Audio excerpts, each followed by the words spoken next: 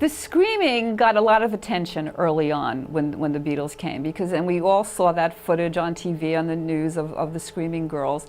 But what you have to remember, girls screamed for Elvis, girls screamed for Frank Sinatra, for Rudy Vallee. In fact, it goes all the way back to Franz Liszt. So the screaming per se was not the big thing. What made it such a big deal was the scale of it, the number of fans, the size of the demographic. I mean, when you look at the phenomenon of Beatlemania, you have to look at the fact that there were so many million of us who were tuned into this. But getting back to the screaming, they screamed because they were thrilled to be there near the Beatles. They were screaming because they were excited to be part of history. They knew that this was something extraordinary. I mean, even young kids knew that they'd never been out in public screaming before. They'd never been at a show before screaming and looking at these four guys who had captivated the world's attention. And suddenly you're there with your girlfriends and you're part of this?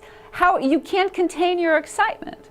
And sometimes I think too that they scream because females, girls, women were not allowed to be out in public so much then like now, or that they were more closely supervised. They had to be ladies. They had to be ladylike.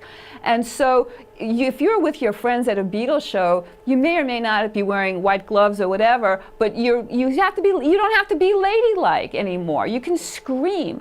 And there weren't many places that girls could misbehave in public like that.